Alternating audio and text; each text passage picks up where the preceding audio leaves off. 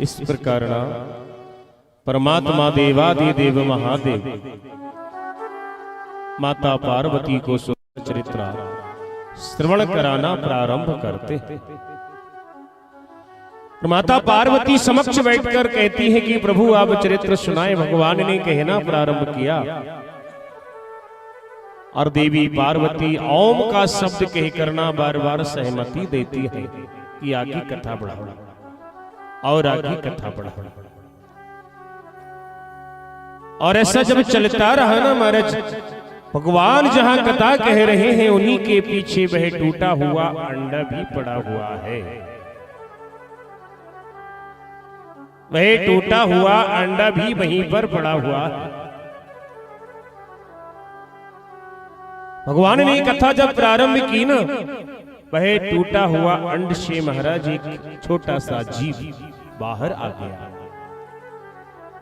और जीव जब बाहर आया, एक छोटा पक्षी, वह भी कथा श्रवण करने लगा। 1 दिवस 2 दिवस 3 दिवस की कथा हुई। चतुर्थ दिवस की कथा में ना वह पक्षी पूर्ण रूपेण विकसित होकर भगवान की कथा में सहयोग करने लगा, ओम ओम करने लगा। और 5वें दिवस की कथा जब आई, परमात्मा ने जैसे ही श्री कृष्ण और उद्धव जी का चरित्र सुनाया, माता पार्वती को महाराज निंद्रा आ गई, नींद आ गई। वह पक्षी ओम के स्वर में भगवान महादेव को कथा सुनाने के लिए आगे बढ़ाता गया। और जब कथा पूर्ण हुई, 7वें दिवस जाकर साप्ताहिक, माता पार्वती को तो निंद्रा आ चुकी थी। भगवान ने कहा गोपाल कृष्ण भगवान की जय हो। जैसे ही भगवान ने ऐसा कहा, माता पार्वती की नींद खुल गई, निंद्रा जाग गई। और जाग के कहती है भगवान और सुनाए, मुझे श्रवण करना है और सुनाइए क्या हुआ। उद्धव जी और श्री कृष्ण की वार्ता में क्या हुआ। भगवान ने कहा कि देवी, वह तो 5वें दिवस की बात थी, आज कथा पूर्ण हो रही है। माता ने कहा मैं फिर नहीं सुन पाई। भगवान ने कहा कि परंतु यह ओम कहकर मुझे आगे बढ़ने के लिए कौन कह रहा था। कोई है जो और भी इस कथा को श्रवण कर रहा है। ऐसा नियम है महाराज, ऐसा सिद्धांत है, कथा हमेशा सामने बैठकर सुनना चाहिए, पीछे नहीं। उसका दोष लगता है। उस पक्षी ने, शुक ने कथा भगवान शिव के पीछे की ओर बैठकर श्रवण की, इसका दोष। और भगवान शिव त्रिशूल लेकर ना उस जीवात्मा को ढूंढने निकले। कौन है जिसने मुझे ओम का शब्द कहकर ना कथा आगे बढ़ाने के लिए कहता गया। और जब भगवान त्रिशूल लेकर उसका वध करने के लिए दौड़े, देखो ये भगवान की लीला है महाराज। किसी को मारने के लिए ना उनको दौड़ना नहीं पड़ता, पीछे पीछे ना।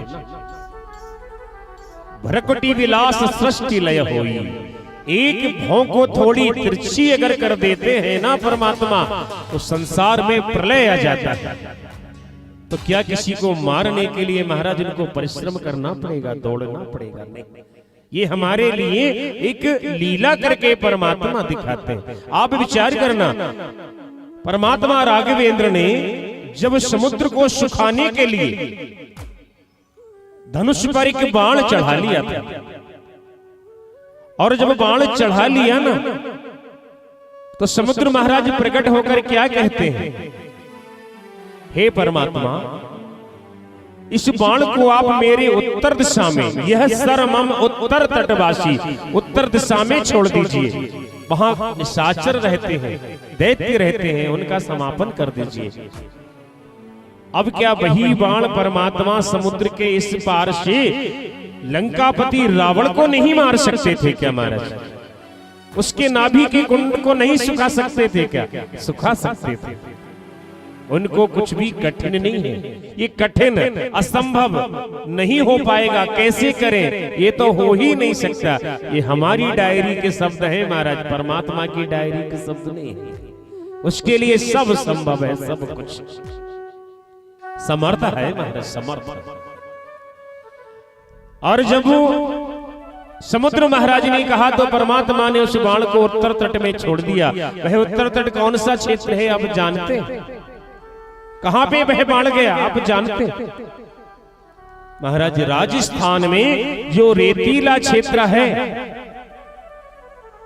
जहां पर सिर्फ रेत ही रेत, बालू ही बालू के पहाड़ दिखाई देते हैं, वहां कभी समुद्र हुआ करता था। और उधर जब परमात्मा का वह बाण आया तो सारा जल वहां का सूख गया, रेत के पहाड़ शेष रह गए, और ऐसा सुखाया जल को कि वहां आज भी जल कितनी भी गहराई के बाद भी प्राप्त होता नहीं। अब देखें आप, परमात्मा को वह कार्य इतना सरल लगता है तो क्या एक छोटे से पक्षी को मारने के लिए भगवान पीछे दौड़ेंगे त्रिशूल लेके? नहीं महाराज, ये एक लीला, बस लीला। परमात्मा हम कब करके दिखाते कि मैं ऐसा करता हूं, ये सब मेरी इच्छा से होता है। और महाराज संसार में जो पापी लोग रहते हैं ना, स्वतः भयभीत रहते, डरते हुए रहते, क्योंकि जिसकी सरकार है, जिसकी सत्ता है, उससे हमारे कोई व्यवहार नहीं है, उससे हमारा कोई अपनत्व नहीं है। इसीलिए ना पापी लोग हमेशा भयभीत रहते, डर के रहते, भयभीत रहते। महाराज बड़ा विचार करने का विषय है। व्यक्ति कभी अपने मृत्यु होने से नहीं डरता है कि मेरी मृत्यु हो जाएगी तो क्या होगा। व्यक्ति कभी मृत्यु से नहीं डरता महाराज, मृत्यु डरता है व्यक्ति अपने कर्म से कि मैंने पूरा जीवन निकल गया लेकिन कोई सत्कर्म नहीं किया, अब परीक्षा का समय आ गया, मेरी काफी की जांच होने वाली है और मेरे भाग्य में मेरे हाथों से एक भी कोई पुण्य कार्य किया गया नहीं। वह मृत्यु से नहीं, अपने जीवन भर किए हुए कर्मों से डरता है महाराज, कर्मों से। और जैसे ही भगवान देवाधिदेव महादेव ने कैलाश पर्वत से उस पक्षी को मारने के लिए त्रिशूल उठाया, वह पक्षी महाराज उड़ता हुआ और नीचे कैलाश पर्वत की तलछटी में आ गया। और तलछटी में आके क्या होता है देख, वहां पर वेद व्यास जी का सुंदर आश्रम है। आश्रम का नाम है साम्याप्रास, और आश्रम में उनकी धर्मपत्नी देवी बिटका रहती है, बिटका देवी। बिटका देवी कहती है अपने प्राणनाथ वेद व्यास जी से कि परमेश्वर, इतना समय बीत गया पर हमारे यहाँ कोई संतान नहीं है, कुछ कृपा करो। तो वेद व्यास जी ने किया, शीघ्र ही कृपा होने वाली है देवी, अति शीघ्र परमात्मा की हम सब पर। और हुआ क्या महाराज, वह पक्षी जो ऊपर से उड़ता हुआ आ रहा था ना, तभी बिटका देवी को एक जम्हाई आई, और जम्हाई से उन्होंने जो अपना मुंह खोला, वह पक्षी उस मुंह के मार्ग से उनके गर्भ में प्रवेश कर गया। गर्भ में वह पक्षी बिटका देवी के गर्भ में प्रवेश कर गया। वही हमारे सुखदेव जी महाराज हैं, देखो उनका जन्म होगा अभी। गर्भ में पहुंचने के बाद बिटका देवी को 12 वर्ष तक गर्भ रहा महाराज, 12 वर्ष। और 12 वर्ष तक उस शिशु ने उदर में परमात्मा का नाम जपते जपते, नाम लेते लेते उस उदर को, जिसे नरक कहा गया, उसको भी महाराज वैकुंठ बना दिया, मंदिर बना दिया। क्योंकि जहां परमात्मा का नाम लिया जाए वह घर घर नहीं रह जाता, वह मंदिर बन जाता है। जैसे गोस्वामी जी लिखते हैं, लंकापति रावण के यहाँ जितने भी भवन थे ना, उसमें सभी दैत्य रहते हैं। दैत्यों को, घरों को ना गोस्वामी जी ने मंदिर कहा है।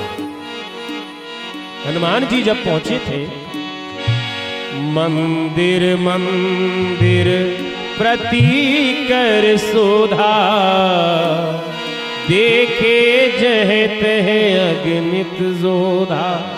एक एक घर को मंदिर कहा गोस्वामी जी ने, कारण है क्योंकि वहां सभी दैत्य निशाचर पूरे समय दिन रात परमात्मा राम का ध्यान करते थे, भले डर के करते हो, भय में करते हो, राम ना आ जाए, जाने राम जी कब हमारे यहाँ आकर ना हम सबका वध कर देंगे, कब जानकी मैया को लेने राम आ जाएंगे। पूरे दिन राम का नाम भले ही डर में कहते हो। इसीलिए जहां नाम लिया जाता है, जहां ध्यान किया जाता है, जहां उनका निरंतर चरित्र चलता है, वह महाराज घर घर नहीं फिर मंदिर बन जाता है, मंदिर। और जिस नगर में लगातार एक के बाद प्रत्येक वर्ष परमात्मा का चरित्र होता रहता है ना, गुणगान कीर्तन होता रहता है, वह गांव फिर कोई मनवाड़ा नहीं रह जाता महाराज। वह गांव भी मनवाड़ा से बदल के वृंदावन बन जाता है, वृंदावन। निरंतर अगर चरित्र हो परमात्मा का तो उसका फल अशेष नहीं रहता, वृंदावन बन जाता है। हम अपने मन से कहते हैं कि एक बार वृंदावन चलो और वहां से हमारे किशोरी जी और हमारे कन्हैया जी को लिवा कर ले आओ। कहां पर? हमारे गांव में। महाराज मन के बुलाने से आते हैं वो, हम तन से जाएंगे ना, हाथ पैर से ऐसे नहीं आएंगे। हम उनके सेवक हैं बस, छोटे से।